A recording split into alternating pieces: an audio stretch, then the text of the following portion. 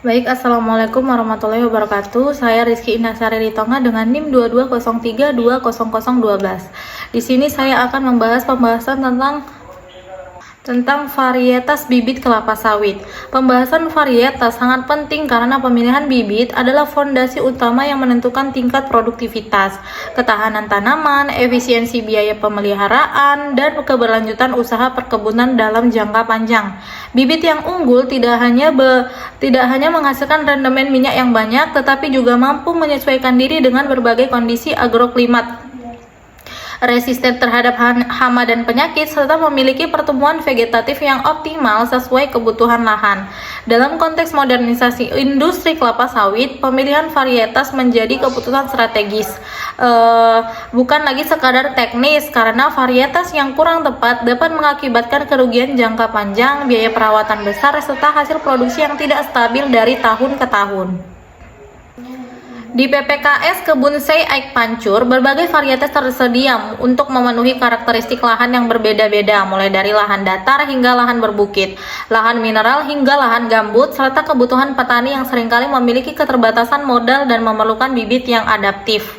Varietas-varietas yang diproduksi PPKS bukan sembarang varietas, tetapi merupakan hasil rekayasa genetik puluhan tahun dengan seleksi yang sangat ketat terhadap tetua, dura, dan pasifera yang telah melalui proses uji keturunan, uji seleksi, uji adaptasi, dan uji produksi. Semua proses ini bertujuan menghasilkan bibit DXP yang memiliki vigor tinggi, pertumbuhan stabil, dan potensi produksi CPO per hektar yang tinggi, sekaligus tetap mempertahankan ketahanan terhadap berbagai ancaman lapangan termasuk Ganoderma, hama kumbang tanduk, dan cekaman cuaca seperti kekeringan atau curah hujan ekstrim.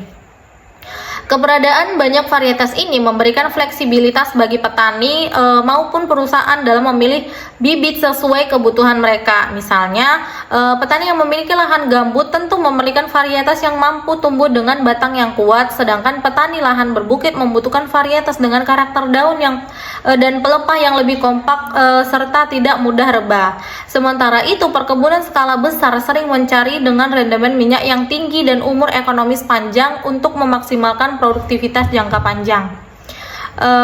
Karena itu, keragaman varietas ini memberikan keunggulan kompetitif dan menambah nilai dari pembibitan PKS itu sendiri. Secara umum, varietas-varietas yang dikembangkan PPKS terbagi menjadi beberapa kelompok besar, mulai dari DYP, Sungai Pancur yang dikenal sebagai Dampi, kelompok varietas SP540, turunan Yangambi, varietas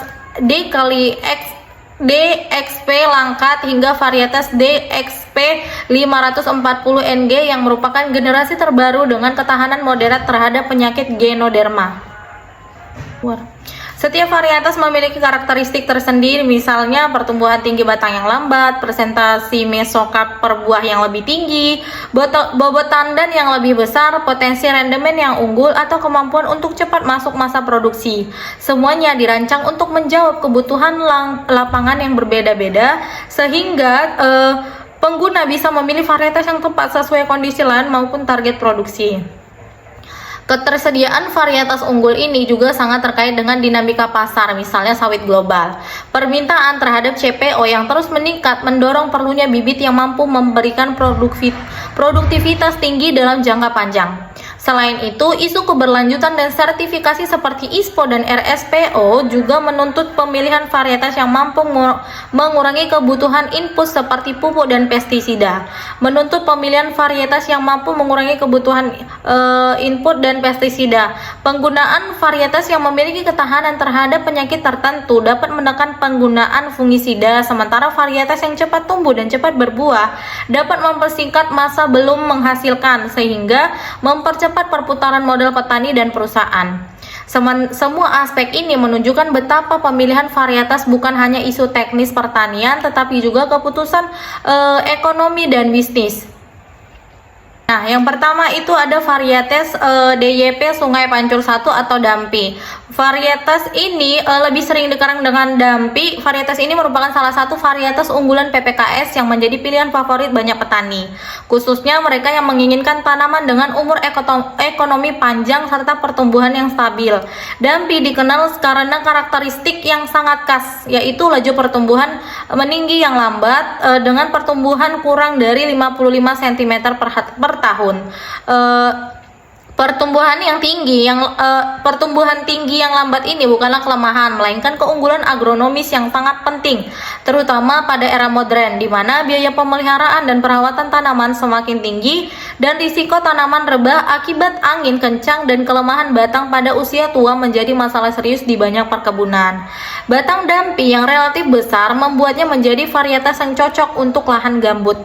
Di lahan gambut, tanaman sering menghadapi kesulitan karena struktur tanah yang gembur membuat batang mudah rebah, terutama saat tanaman memasuki usia produktif tinggi. Varietas dengan batang besar dan pertumbuhan vertikal lambat seperti Dampi dapat mengurangi resiko rebah sekaligus memberikan stabilitas akar yang lebih kuat. Ini memberikan keuntungan signifikan bagi petani yang berada di kawasan gambut karena resiko kerusakan akibat angin, hujan deras, maupun penurunan permukaan tanah dapat ditekan secara signifikan. Dalam jangka panjang, hal ini meningkatkan umur produktif tanaman dan mengurangi potensi kehilangan produksi akibat tanaman tumbang. Selain keunggulan struktural, Dampi juga memiliki umur ekonomi yang lebih panjang dibandingkan varietas lainnya. Jika varietas biasa memiliki umur ekonomi sekitar 25 tahun, Dampi mampu mencapai 30 tahun bahkan lebih, sehingga sangat menguntungkan secara finansial. Umur ekonomis yang panjang memungkinkan petani menunda peremajaan, sehingga beban biaya berkurang dan total produksi selama siklus tanaman meningkat. Dalam skala perkebunan besar, perbedaan ekonomis 5 tahun saja dapat berarti penghematan miliaran rupiah dan peningkatan total produksi yang sangat signifikan. Dengan demikian, Dampi bukan hanya unggul secara agronomis tetapi juga unggul secara ekonomis. Dalam hal produksi, varietas ini memiliki performa tandan dan rendemen yang stabil, meskipun tidak selalu menjadi varietas dengan rendemen tertinggi. Namun, keistimewaannya bukan terletak pada satu aspek saja, tetapi pada kombinasi keunggulan yang konsisten, pertumbuhan vegetatif stabil, ketahanan tanaman baik, umur ekonomis panjang, serta adaptasi yang luas. Ini menjadikan Dampi sebagai varietas serbaguna yang dapat ditanam di berbagai tipe lahan. Tidak hanya gambut, tetapi juga lahan mineral datar maupun berbukit. Fleksibilitas adaptasi ini membuat petani tidak perlu khawatir terhadap variasi kondisi lapangan, sehingga varietas ini sering direkomendasikan sebagai varietas aman untuk perkebunan yang ingin stabil tanpa membutuhkan banyak modifikasi teknis. Karena pertumbuhannya yang lambat, varietas Dampi sering digunakan dalam sistem perkebunan berorientasi jangka panjang, misalnya perkebunan keluarga atau perkebunan plasma yang tidak ingin terlalu sering melakukan replanting. Selain itu, varietas ini cocok digunakan di lokasi dengan resiko angin tinggi karena struktur batangnya lebih kuat dari varietas lain yang memiliki pertumbuhan meninggi cepat. Dengan demikian, Dampi menjadi salah satu varietas dengan tingkat resiko paling rendah jika ditanam dalam skala yang besar. Karakteristik ini juga disukai perusahaan perkebunan besar yang ingin menekan potensi kerugian akibat faktor iklim dan kondisi lapangan yang ekstrim. Keunggulan dari Dampi adalah bentuk batang dan penampilan tanaman yang simetris, sehingga memudahkan pekerjaan pemeliharaan seperti pemupukan, sanitasi, dan pengendalian gulma. Tanaman dengan bentuk roset daun yang rapi akan mempermudah pekerja lapangan melakukan penaburan pupuk dan mengurangi area yang sulit dijangkau. Ini secara tidak langsung berpengaruh pada efisiensi operasional serta memungkinkan distribusi pupuk yang lebih merata, sehingga tanaman tumbuh seragam dan tidak ada bagian lahan yang mengalami kekurangan nutrisi. Semua faktor ini menjadikan Dampi sebagai varietas secara keseluruhan memiliki desain yang sangat matang baik secara fisiologis, agronomis maupun operasional. Nah, selanjutnya itu ada varietas turunan SP540. Pada bagian ini kita akan membahas varietas kelapa sawit turunan SP540, yaitu kelompok varietas unggul yang telah lama menjadi salah satu tulang punggung produksi bibit berkualitas tinggi di PPKS. Kelompok SP540 merupakan hasil seleksi dari tetua Piscifera keturunan SP540 murni, sebuah sumber genetik yang hanya dimiliki oleh PPKS sehingga menjadikan material eksklusif dengan nilai penelitian tinggi. Keunggulan utama dari kelompok ini terletak pada kombinasi antara daya adaptasi yang baik, produktivitas yang tinggi, serta karakteristik vegetatif yang stabil di berbagai kondisi pertanaman. Karena itu, varietas turunannya seperti DXP, PPKS 540, DXP Simalungun, dan DXP Afros banyak digunakan oleh perkebunan besar maupun petani swadaya di berbagai wilayah Indonesia. Perkembangannya yang cepat di lapangan membuat varietas SP540 menjadi salah satu varietas paling populer yang mampu menjawab berbagai tantangan produksi kelapa sawit.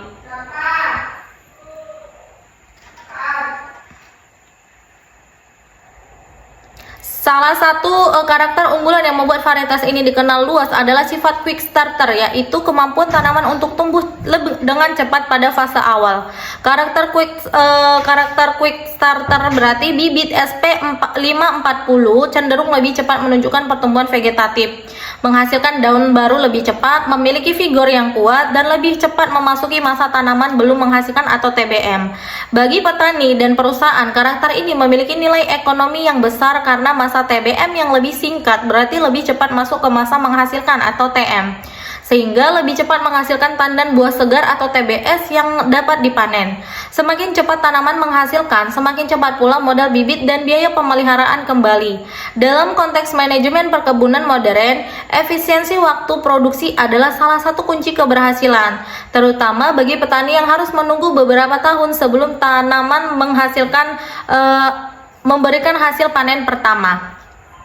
Selain kecepatan tumbuh, varietas turunan SP540 juga memiliki persentase mesokap per buah yang tinggi, yang merupakan indikator penting dalam menentukan potensi rendemen minyak. Mesokap adalah bagian buah kelapa sawit yang menghasilkan minyak mentah, sehingga semakin besar persentase mesokap, kelompok SP540 memiliki kandungan mesokap yang stabil di angka tinggi dan menghasilkan kualitas minyak yang sangat baik.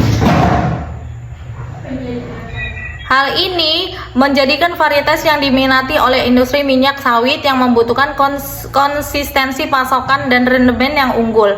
Dalam jangka panjang, varietas dengan mesokap yang tinggi akan memberikan keuntungan besar karena meningkatkan efisiensi pemrosesan dan menekan biaya produksi per liter minyak yang dihasilkan. Turunan SP540 juga memiliki kemampuan adaptasi yang luas terhadap berbagai tipe lahan, mulai dari datar, lahan berombak hingga lahan bergelombang. Penggunaannya juga stabil pada berbagai jenis tanah, baik tanah mineral, tanah berpasir maupun tanah dengan struktur sedang. Kemampuan adaptasi yang luas ini membuat varietas SP540 menjadi varietas serbaguna yang dapat ditanam oleh berbagai tipe petani, dari petani kecil hingga perusahaan besar yang memiliki ribuan hektar lahan dengan karakteristik yang berbeda. Adaptasi yang baik juga berarti tanaman tidak memerlukan modifikasi teknis yang terlalu rumit, sehingga mempermudah pekerjaan lapangan dan mengurangi resiko kegagalan pada tahun-tahun awal pertumbuhan. Dalam situasi perubahan iklim dan cuaca yang semakin tidak menentu, varietas yang adaptif seperti SP540 menjadi salah satu solusi yang paling aman bagi budidaya jangka panjang. Selain karakter adaptifnya, varietas ini juga dikenal memiliki struktur tanaman yang lebih efisien dengan jumlah pelepah yang cukup seimbang, sehingga memudahkan pemeliharaan di lapangan. Daun dan pelepah yang tidak terlalu panjang mengurangi kebutuhan perawatan pelepah tua dan mempermudah pekerja panen. Pada perkebunan besar, kemudahan panen adalah faktor yang sangat penting, mengingat panen merupakan bagian yang menyerap banyak tenaga kerja. Varietas dengan struktur pelepah kompak dengan jumlah pelepah optimal akan mempercepat proses panen, meningkatkan kualitas TBS yang dapat dipanen per hari, dan mengurangi resiko luka pada batang akibat proses pemotongan pelepah. Semua faktor ini berkontribusi pada efisiensi operasional perkebunan, sehingga varietas SP540 memiliki nilai tambah tidak hanya dalam hal produksi, tetapi juga dalam hal manajemen teknis perkebunan. Dari segi produksi, varietas ini terbukti menghasilkan tandan dengan berat sedang hingga besar, tergantung kondisi lahan dan pemeliharaannya. Konsistensi produksinya dari tahun ke tahun juga menjadi alasan mengapa varietas ini banyak disukai pekebun. Tanaman tidak hanya produktif pada tahun awal menghasilkan, tetapi juga menunjukkan performa stabil hingga memasuki tahun ke-15 sampai ke-20 masa produksi. Stabilitas produksi ini penting dalam perencanaan usaha perkebunan karena memberikan kepastian jumlah pasokan TBS dan memudahkan estimasi pendapatan jangka panjang. Dalam usaha perkebunan yang membutuhkan keberlanjutan produksi, varietas dengan stabilitas tinggi seperti SP540 adalah pilihan yang sangat rasional dan menguntungkan. Keunggulan lain dari varietas turunan SP540 adalah ketahanan yang cukup baik terhadap beberapa jenis hama dan penyakit umum di perkebunan kelapa sawit. Meskipun tidak diklaim sebagai varietas yang sangat tahan terhadap penyakit tertentu seperti Ganoderma, namun ketahanan umum terhadap kondisi lapangan menjadikan varietas yang aman untuk ditanam. Banyak pekebun berskala besar memilih varietas SP540 sebagai varietas utama di areal yang tidak memiliki tingkat serangan penyakit yang tinggi karena kemampuannya menjaga performa tanaman tetap baik meskipun kondisi lingkungan berubah.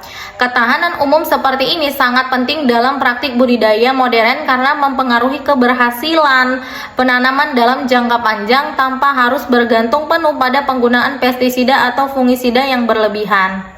Dalam praktiknya, pemilihan varietas turunan SP540 sering direkomendasikan bagi petani yang memulai usaha pekebun baru maupun bagi perusahaan yang melakukan permanjaan atau replanting setelah tanaman lama ditebang. Alasannya adalah karena varietas ini mudah diurus, cepat tumbuh, adaptif, dan memberikan hasil TBS yang cukup tinggi dalam jangka waktu yang relatif singkat. Ketika digabungkan dengan manajemen pemupukan yang baik, pengendalian gumba yang teratur, serta sanitasi kebun yang terjaga, varietas ini mampu menunjukkan performa maksimalnya. Karena itu, varietas SP540 dapat dikategorikan sebagai varietas aman yang cocok untuk berbagai skenario penanaman. Melalui struktur varietas selanjutnya itu varietas turunan yang ngambi.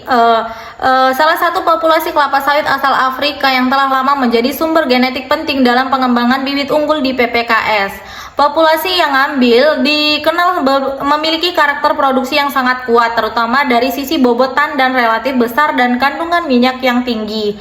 Dua indikator penting yang mempengaruhi produktivitas tanaman dalam jangka panjang. Varietas yang termasuk dalam kelompok ini antara lain DXP yang ngambi, DXP PPKS 239 dan DXP PPKS 718 yang masing-masing dikembangkan melalui seleksi tetua Piscifera yang ngambi yang telah diuji stabilitas produksinya. Keunggulan varietas turunan yang ngambi telah menjadikan salah satu varietas favorit bagi perusahaan yang menargetkan output TBS tinggi dengan potensi rendemen minyak yang unggul. Salah satu karakter utama yang menjadikan kelompok yang ngambi begitu penting adalah kemampuannya menghasilkan TBS dengan bobot besar. Berbeda dengan varietas lain yang mungkin memiliki banyak tandan kecil, varietas yang ngambi cenderung menghasilkan tandan yang lebih berat, namun tetap memiliki struktur buah yang seragam dan kandungan minyak yang optimal. Bagi petani dan perusahaan, tandan besar memiliki dampak langsung pada efisiensi panen dan transportasi. Dengan tandan besar, jumlah tandan yang dipanen per hektar emang mungkin lebih kecil, lebih rendah, tetapi total tonase TBS yang dihasilkan tetap lebih tinggi. Hal ini membantu menekan biaya operasional karena panen dapat dilakukan lebih efisien sementara produktivitas tetap maksimal. Selain ukuran tandan, kelompok yang ngambi juga dikenal memiliki kandungan mesokap dan minyak yang tinggi, jauh melampaui beberapa populasi lain. Mesokap adalah bagian buah yang mengandung minyak dan semakin tinggi persentasinya, semakin besar rendemen minyak yang dapat diperoleh dari pengolahan di pabrik. Dengan kandungan mesokap yang tinggi, varietas ini memberikan keuntungan besar kepada perusahaan perkebunan karena mampu meningkatkan volume CPO dan TBS yang diproses. Hal ini berarti setiap kilogram tandan yang dihasilkan oleh varietas yang ngambi memiliki nilai ekonomi lebih tinggi dibandingkan varietas dengan mesokap yang rendah. Dalam industri kelapa sawit yang sangat sensitif terhadap efisiensi dan margin hasil, karakter ini menjadi salah satu alasan utama varietas yang ngambi dipilih secara luas. Turunan yang ngambi juga memiliki karakter vegetatif yang seimbang. Dengan pertumbuhan yang ideal, struktur daun yang tidak terlalu panjang, hal ini mempermudah proses pemeliharaan di lapangan, baik pada tahap TBM maupun TM. Tanaman yang memiliki struktur daun proporsional juga cenderung memberikan pencahayaan yang cukup ke bagian bawah tanaman sehingga mendukung proses fotosintesis secara optimal. Pada lingkungan perkebunan yang cenderung padat, struktur daun yang terlalu panjang dapat menghambat sirkulasi udara dan merusak efisiensi cahaya. Oleh sebab itu, varietas dengan proporsi vegetatif yang baik seperti yang ngambi memberikan keuntungan dalam pemeliharaan jangka panjang karena meminimalkan kebutuhan pemangkasan pelepah berlebih.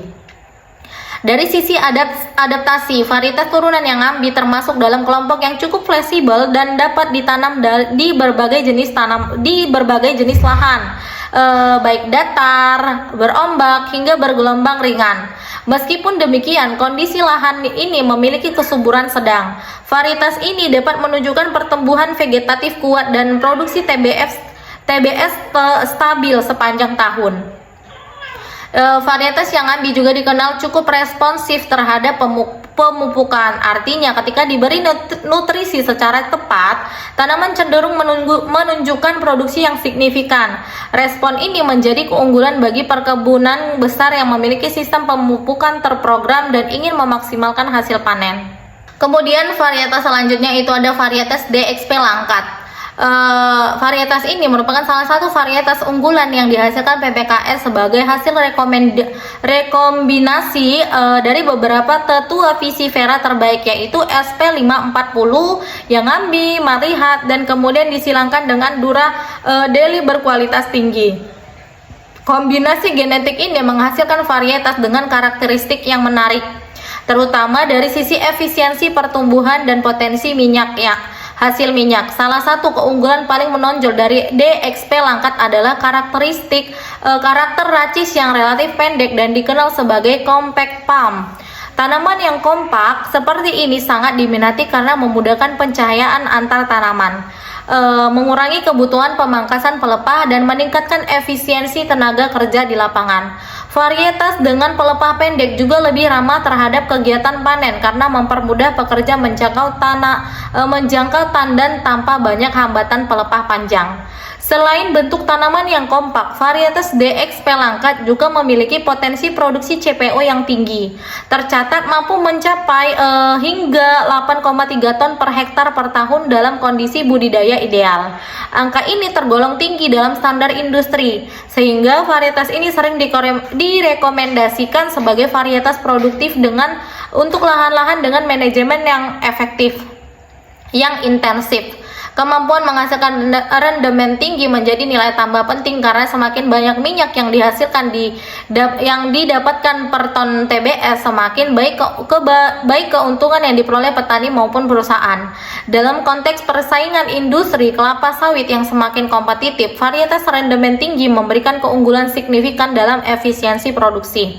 Keunggulan berikutnya dari varietas DXP Langkat adalah kemampuannya mulai berbuah lebih awal, yaitu sekitar umur 22 bulan setelah tanam. Ini berarti varietas termasuk ke early bearer atau cepat masuk fase produksi. Dengan masuk ke TM lebih cepat, petani dapat segera menikmati hasil pertama daripada harus menunggu 3 tahun penuh seperti varietas lainnya. Percepatan waktu panen ini sangat menguntungkan, terutama bagi petani swadaya yang menggantungkan pendapatan dari kebun kelapa sawit.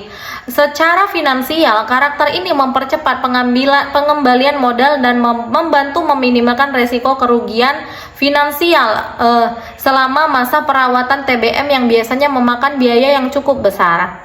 Dari sisi adaptasi, varietas DXP Langkat terbukti dapat tumbuh dengan baik di berbagai tipe lahan, termasuk lahan datar, berombak, dan lahan berbukit. Karakter adaptif ini menjadikan varietas serbaguna yang dapat ditanam di banyak wilayah Indonesia yang memiliki kontur dan kondisi tanah berbeda-beda. Tanaman dengan adaptasi luas membantu petani mengurangi resiko kegagalan akibat kondisi tanah yang kurang ideal, sekaligus memberikan peluang produksi yang stabil dalam jangka panjang. Adaptasi ini juga mencerminkan kekuatan genetik varietas yang telah melalui proses seleksi dan pemurnian yang ketat di PPKS.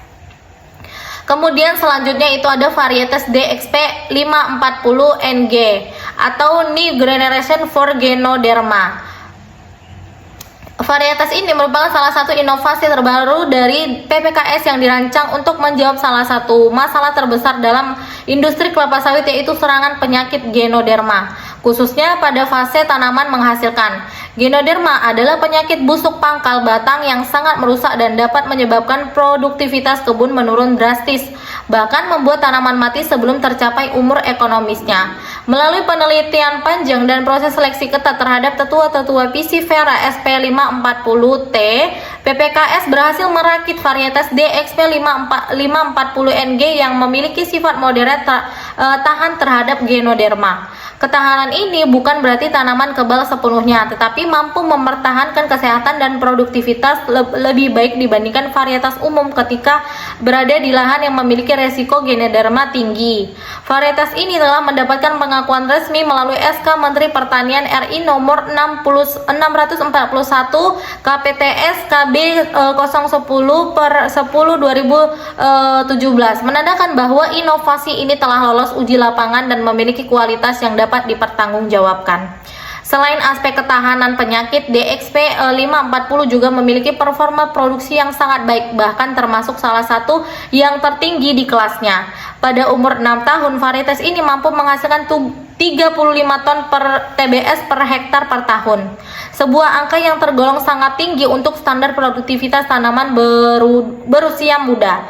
Dengan tingkat produksi yang konsisten dan stabil, varietas ini memberikan keuntungan besar dalam fase-fase awal yang menghasilkan yang biasanya menjadi indikator performa jangka panjang kebun sawit.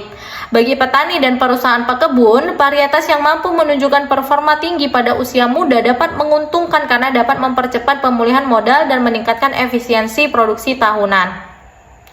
Keunggulan selanjutnya itu dari varietas ini terletak pada rendemen minyak yang tinggi, yaitu sekitar 26,5% hingga 27,4%. Rendemen setinggi ini mencerminkan efisiensi konversi tandan menjadi minyak yang sangat menguntungkan, terutama dalam industri yang margin keuntungannya sangat mengandalkan kualitas tandan.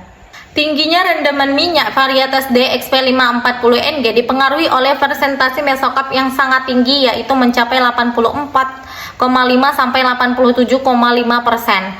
Mesokap adalah bagian buah yang menghasilkan minyak, sehingga menghasilkan semakin besar porsinya, semakin besar volume minyak yang dihasilkan dari setiap tandan.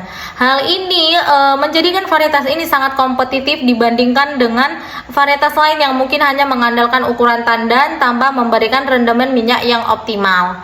Selain performa produksi dan rendemen, DXP 50NG juga dikenal sebagai memiliki pertumbuhan vegetatif yang kuat dan seragam.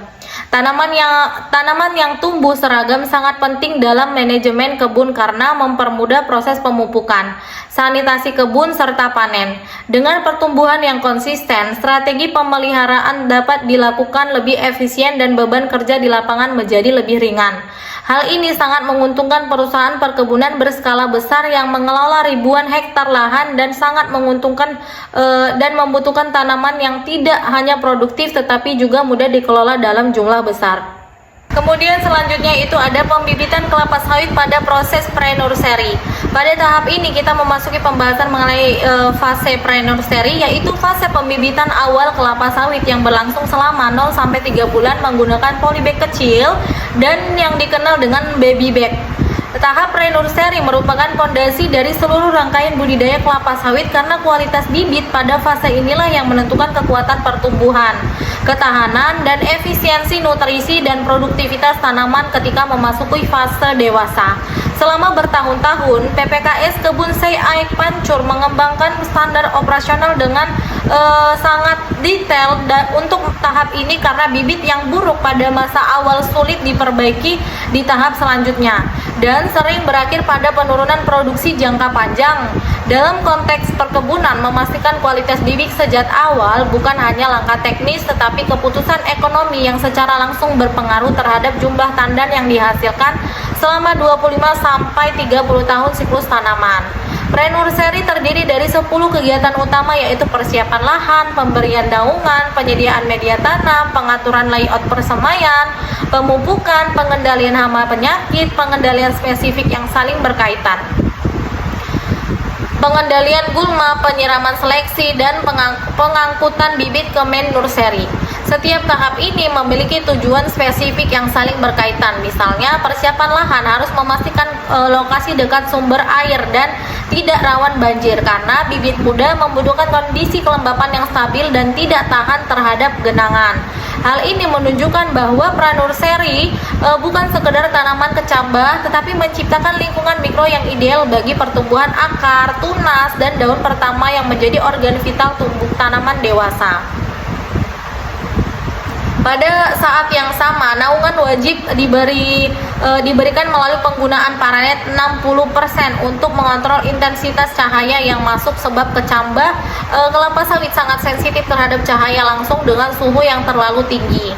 Media tanaman yang digunakan juga tidak dipilih sembarangan. PPKS memanfaatkan topsoil yang gembur, kaya bahan organik, bersih dari kayu dan batu, serta memiliki kelembapan ideal 75-80%. Tanah ini kemudian dicampur dengan dolomit untuk menetralkan pH sehingga menciptakan kondisi kimia tanah yang tepat bagi akar muda. Baby bag berukuran kecil bertujuan mengontrol pertumbuhan akar agar fokus pada pembentukan sistem akar yang sehat dan kompak, bukan memanjang liar. Karena bibit memiliki akar yang kuat sejak awal, tanaman akan lebih mudah beradaptasi saat dipindahkan ke polybag besar pada tahap main nursery. Selain itu, pemupukan pada fase pre-nursery dilakukan dengan sangat hati-hati menggunakan larutan pupuk bukan butiran untuk mencegah daun bibit terbakar. Penggunaan perpaduan urea dan NPK MBG peran vital, membantu memenuhi kebutuhan nitrogen, fosfor, kalium, dan magnesium yang masing-masing memiliki peran vital. Nitrogen untuk pertumbuhan tunas, fosfor untuk fotosintesis, kalium untuk kekuatan tanaman, dan magnesium untuk pembentukan klorofil.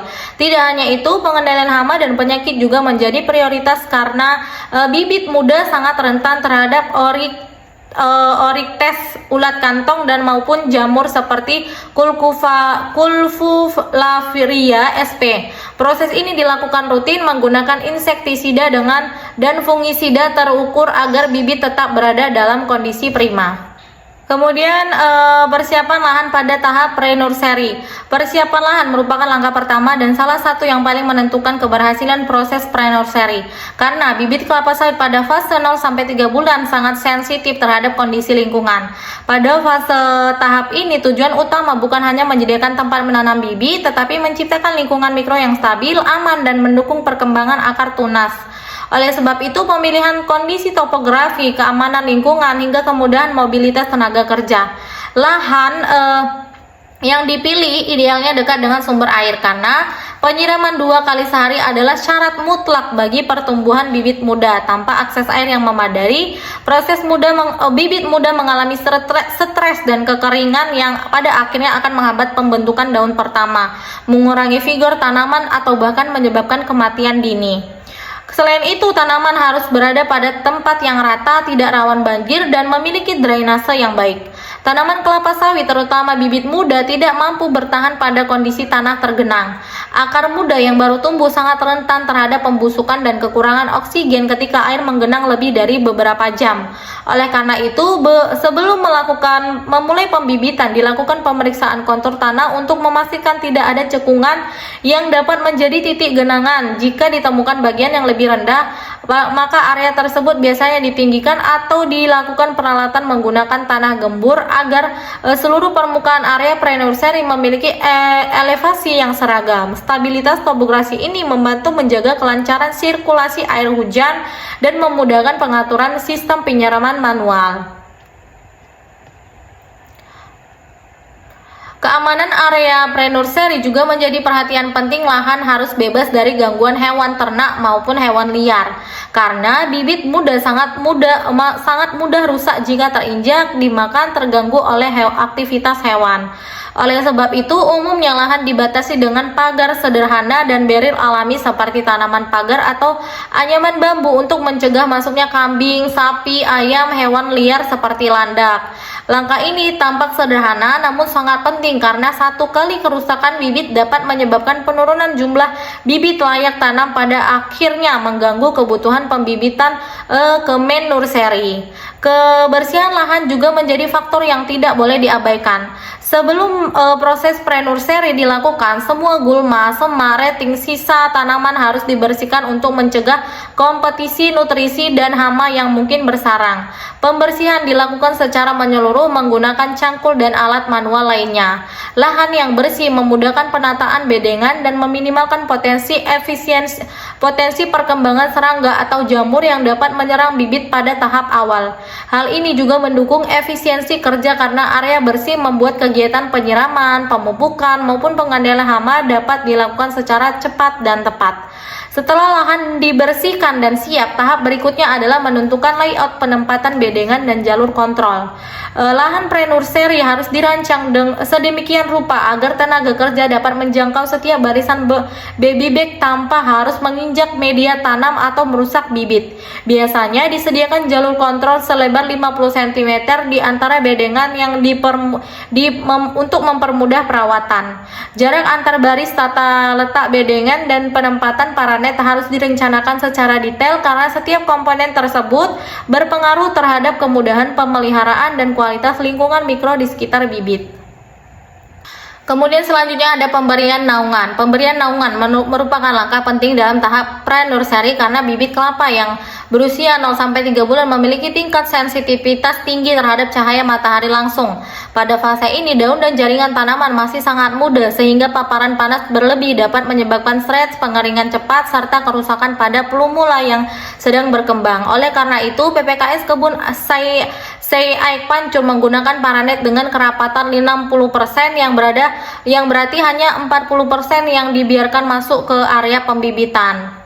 Pemasangan paranet ini dilakukan pada ketinggian sekitar 2 meter dari permukaan tanah, yang memberi ruang cukup bagi sirkulasi udara sekaligus memberikan area kerja yang nyaman bagi tenaga pemelihara bibit. Ketinggian ini juga membantu menciptakan iklim mikro yang lebih baik karena udara panas dapat bergerak keluar tanpa terjebak di paranet. Paranet juga berfungsi melindungi bibit dari tetesan air hujan yang terlalu deras. Pada fase awal, bibit kelapa sawit rentan mengalami kerusakan fisik jika terkena hantaman langsung dari hujan lebat. Struktur daun mudah dapat patah dan media tanam dapat terkikis atau bahkan terangkat dari baby bag. Naungan membantu meredam intensitas hujan sehingga air yang jatuh ke permukaan menjadi lebih lembut dan tidak menimbulkan kerusakan struktural pada bibit. Selain itu, naungan juga memberikan perlindungan terhadap faktor eksternal lain seperti angin kencang, serangan serangga tertentu.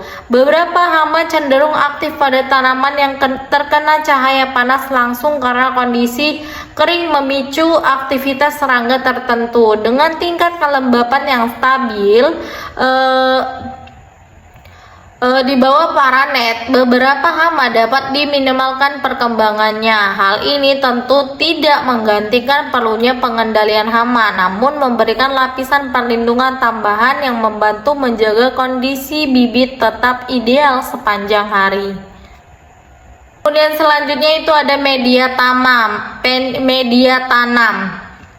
Media tanam merupakan komponen yang sangat penting dalam tahap pre-nursery karena menjadi tempat pertama bagi akar kecambah untuk berkembang dan menyerap nutrisi. Pada usia 0-3 bulan, bibit kelapa sawit membutuhkan media yang tidak hanya subur tetapi juga memiliki struktur fisik yang tepat agar akar dapat tumbuh dengan cepat dan tidak mengalami hambatan. Oleh karena itu, PPKS Kebun Sei Aek Pancur menggunakan topsoil, yaitu lapisan tanah bagian atas yang biasanya memiliki kandungan bahan organik lebih tinggi dan tekstur lebih gembur dibandingkan lapisan tanah bawah. Media tanam kemudian dimasukkan ke dalam baby bag berukuran 22 x 14 cm dengan ketebalan 0,07 mm yang didesain khusus untuk pembibitan awal. Ukuran ini memastikan bahwa agar bibit berfokus membentuk struktur akar yang kuat dan padat, bukan memanjang secara liar. Setelah tanah diayak menggunakan saringan ukuran 1 cm untuk memastikan teksturnya halus, tanah dicampurkan dengan pupuk dolomit sebanyak 2 gram per baby bag. Dolomit yang mengandung kalsium dan magnesium ini berfungsi menetralkan pH tanah. Karena bibit kelapa sawit membutuhkan pH optimum sekitar 5,5 sampai 7,0 agar akar dapat menyerap nutrisi dengan baik. pH yang terlalu asam atau terlalu basah dapat menghambat pertumbuhan atau menyebabkan defisiensi unsur hara tertentu. Ketika menanam kecambah ke dalam baby bag, bibit harus ditempatkan secara benar untuk memastikan pertumbuhan awal berlangsung optimal. Bibit yang normal memiliki radikula berwarna putih sebagai bakal akar dan plumula berwarna kekuningan sebagai bakal batang. Ciri kecambah yang sehat adalah radikula lebih panjang daripada plumula dan keduanya tegak lurus serta berlawanan arah. Kecambah ditanam sedalam 2 cm dengan posisi plumula menghadap ke atas dan radikula ke bawah. Karena kesalahan orientasi dapat menyebabkan pertumbuhan tidak optimal, tidak normal, kerdil, atau bahkan kematian bibit. Setelah ditanam, tanah harus dipadatkan ringan untuk memastikan kecambah tidak goyang dan akan memiliki kontak yang baik dengan media tanaman. Kemudian selanjutnya itu ada layout persemaian. Layout persemaian merupakan tahap penting dalam proses pre-nursery karena tata letak yang baik akan menentukan kemudahan perawatan, efisiensi penyiraman, pengendalian gulma, serta pertumbuhan bibit yang seragam. Pada tahap ini baby bag yang sudah diisi media tanam harus disusun secara rapi dan teratur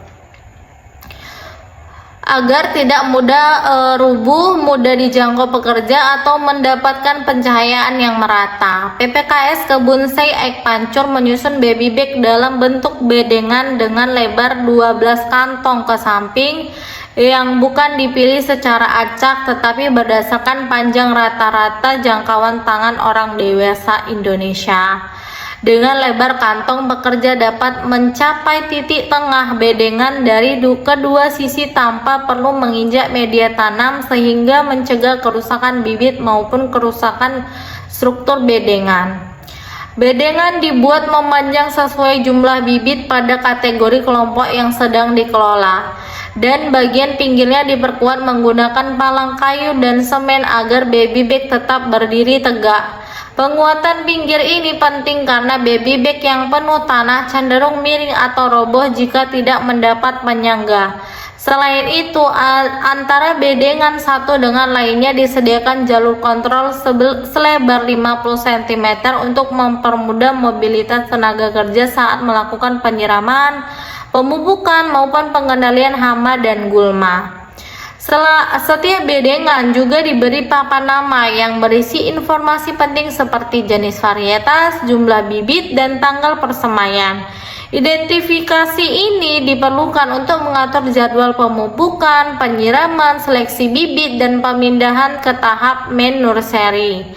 Di dalam layout persemaian, kegiatan rutin seperti penyiraman, perumputan gulma, pemupukan, dan pengendalian hama berlangsung setiap hari atau sesuai jadwal. Penataan yang rapi dan efisien membantu memastikan semua kegiatan ini dapat dilakukan tanpa hambatan, serta meminimalkan risiko bibit terinjak terpental air hujan.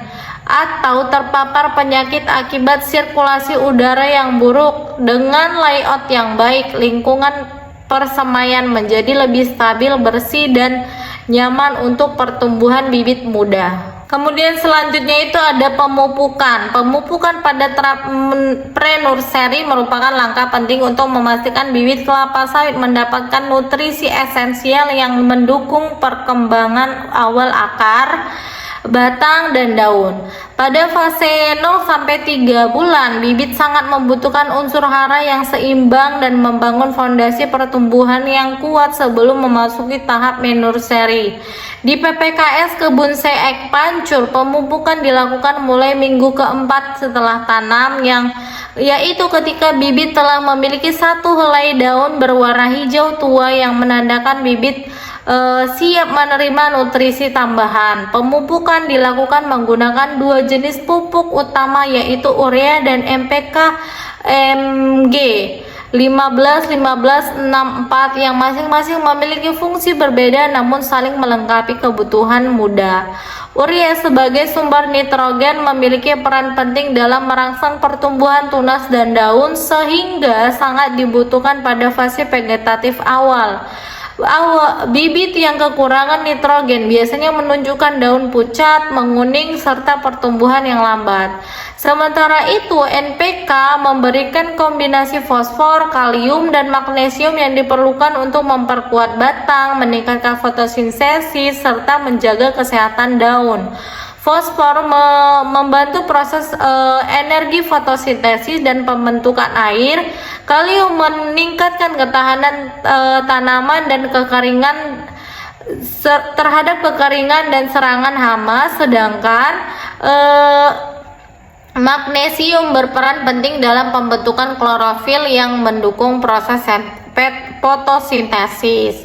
Salah satu prinsip terpenting dalam pemupukan pre-nursery adalah pemberian pupuk dalam bentuk larutan bukan butiran. Pemberian pupuk granular dilarang pada tahap ini karena dapat menyebabkan efek panas yang terbakar daun atau batang bibit muda.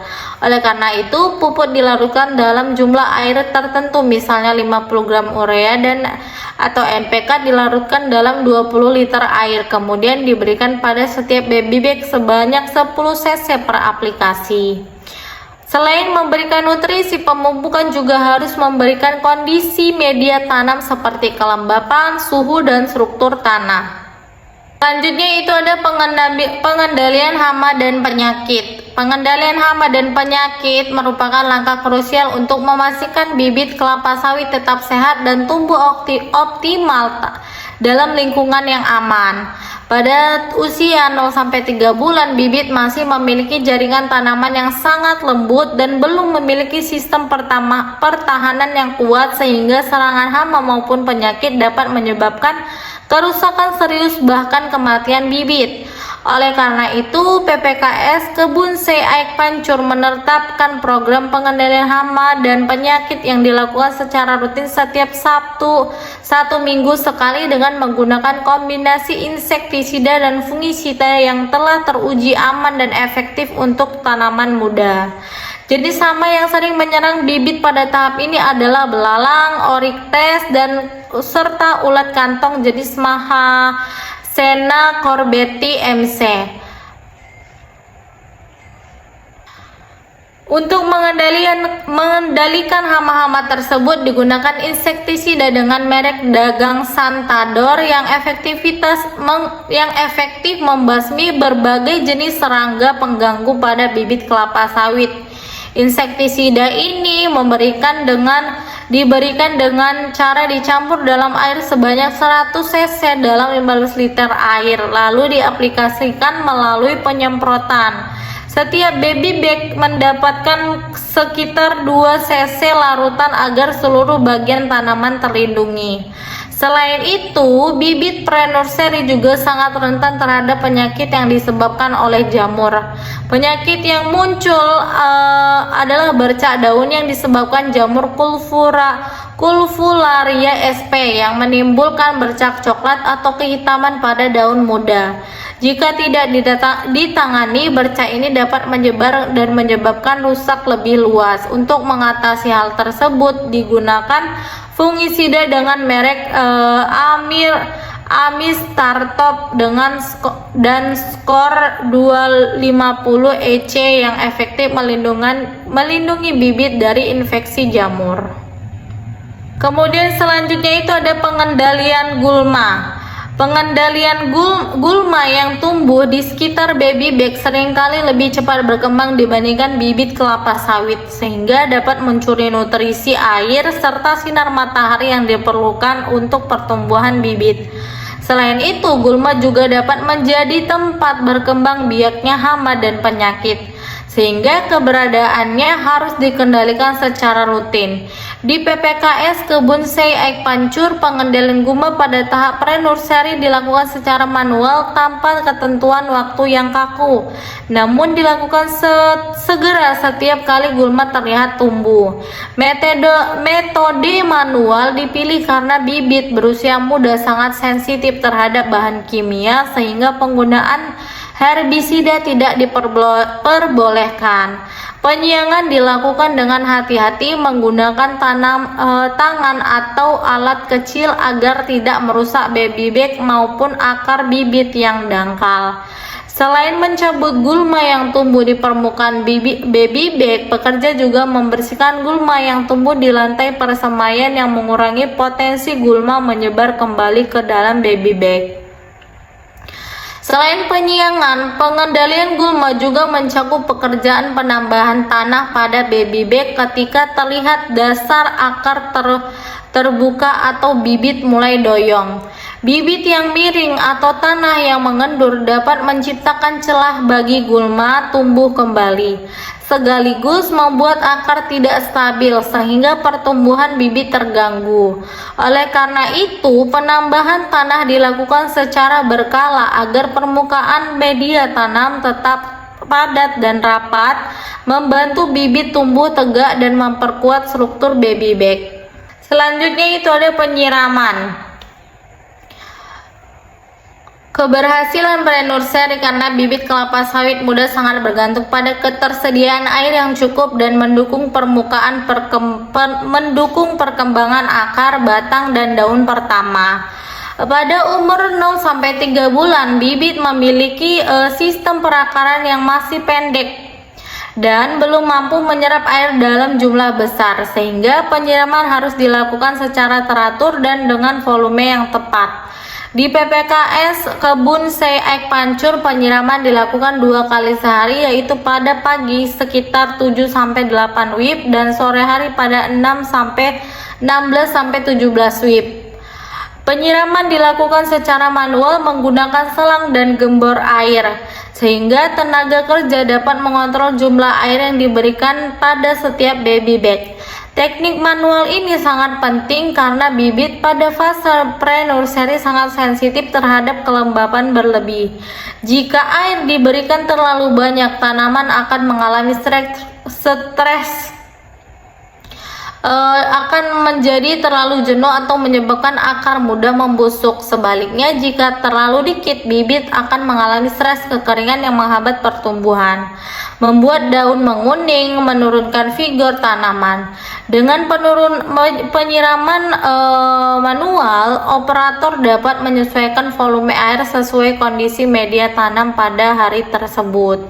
Penyiraman pada siang hari tidak dilakukan karena pada waktu itu suhu lebih tinggi dan penguapan berlangsung sangat cepat. Jika air diberikan saat matahari terik, sebagian besar akan menguap sebelum terserap akar, sehingga hanya membuang tenaga dan air tanpa memberikan manfaat bagi tanaman. Selain itu, tetesan air pada daun di bawah terik matahari dapat menyebabkan kerusakan jaringan akibat efek lensa yang memperkuat panas matahari. Karena itu, penyiraman hanya dilakukan pada waktu yang aman efektif, yaitu pagi dan sore hari. Kemudian selanjutnya itu ada seleksi. Seleksi bibit dalam tahap pre-nursery merupakan proses penting yang bertujuan untuk memastikan bahwa bibit yang sehat normal, dan berkualitas yang dilanjutkan ke tahap berikutnya. Pada fase awal pertumbuhan ini, bibit kelapa sawit sangat mudah menunjukkan tanda-tanda abnormalitas maupun gejala penyakit, sehingga proses seleksi harus dilakukan dengan teliti dan sistematis. Di PPKS Kebun Sei Ek Pancur, seleksi dilakukan dalam 2 tahap, yaitu seleksi pertama pada umur 6-8 minggu dan seleksi kedua menjelang pemindahan ke main nursery pada umur 3 bulan. Kedua proses ini bertujuan untuk menyisihkan bibit yang memiliki pertumbuhan tidak normal, bibit sakit, atau bibit yang tidak sesuai standar kualitas pembibitan. Pada tahap pertama, seleksi difokuskan pada identifikasi bibit yang memiliki gangguan pertumbuhan atau kelainan fisik. Contoh bibit yang harus dieliminasi adalah bibit dengan 2 kecambah tumbuh dalam 1 baby bag, bibit yang dengan pertumbuhan kerdil, atau bibit yang menunjukkan gejala penyakit seperti bercak coklat pada daun dan daun dengan strip atau kuning atau cimera. Bibit dengan 2 kecambah biasanya akan saling berebut nutrisi sehingga keduanya tidak akan tumbuh optimal. Sementara bibit kerdil menunjukkan pertumbuhan terhambat yang akan harus mempengaruhi performa tanaman sepanjang hidupnya. Bibit yang terkena penyakit juga harus dipisahkan karena dapat menjadi sumber infeksi bagi bibit lainnya. Selanjutnya, seleksi kedua dilakukan saat sebelum bibit dipindahkan ke polybag besar pada tahap main nursery. Pada tahap ini, seleksi difokuskan untuk mengidentifikasi bibit yang masih menunjukkan kelainan seperti bibit tegak atau jantan atau ronging, bibit kerdil, 2 bibit dalam 1 baby bag yang belum dipisahkan, serta bibit yang menunjukkan gejala penyakit. Pada fase ini, tindakan seleksi harus lebih ketat karena bibit yang lolos akan terus dipelihara hingga memasuki masa tanam ke lapangan. Jika bibit yang tidak layak tetap dipertahankan, maka akan berdampak buruk pada produktivitas tanaman dalam jangka panjang. Bibit yang dianggap abnormal biasanya langsung dimusnahkan kecuali untuk kasus 2 kecambah dalam 1 baby bag. Untuk kasus ini, bibit dipisahkan secara hati-hati lalu masing-masing dipindahkan ke baby bag baru agar tetap memiliki peluang tumbuh normal. Sementara itu, bibit yang terkena penyakit dan dipindahkan ke area karantina untuk mendapatkan perawatan intensif. Jika setelah pemulihan bibit tetap tidak menunjukkan perkembangan yang baik, bibit akan tetap dibuang dan dibakar untuk mencegah penyebaran penyakit, terutama jamur yang dapat menular dengan cepat. Kemudian yang terakhir itu ada pengangkutan bibit. Pengangkutan bibit merupakan tahap penutup dalam proses pre-nursery sebelum bibit dipindahkan ke tahap berikutnya, main nursery atau pembibitan utama. Pada usia sekitar 3 bulan, bibit yang telah lolos seleksi dan dinyatakan sehat akan dipindahkan secara hati-hati agar tidak mengalami kerusakan fisik maupun stres pertumbuhan. Proses ini penting karena bibit pada tahap ini masih memiliki akar yang relatif halus dan batang yang belum sepenuhnya kuat, sehingga kesalahan dan pengangkutan dapat menyebabkan bibit mudah patah, miring, atau bahkan mati sesampai di lokasi pembesaran. Di PPKS Kebun Sei Ek Pancur, pengangkutan dilakukan menggunakan mobil pick up L300 yang mampu memuat sekitar 200 sampai 250 bibit dalam sekali angkut. Bibit disusun rapi dalam baby bag yang ditempatkan dengan posisi stabil agar tidak mengalami guncangan berlebih selama perjalanan. Penataan bibit pada bak mobil harus dilakukan dengan teknik yang benar, yaitu menyusun bibit dalam barisan yang rapat namun tidak terlalu menekan satu sama lain. Ruang antar barisan harus cukup agar sirkulasi udara tetap baik dan tidak terpapar suhu panas berlebih yang dapat menyebabkan layu. Selain penataan manual, operator juga harus memastikan mobil bergerak dengan kecepatan yang stabil dan tidak melakukan manuver tajam yang dapat menyebabkan bibit terguncang atau jatuh.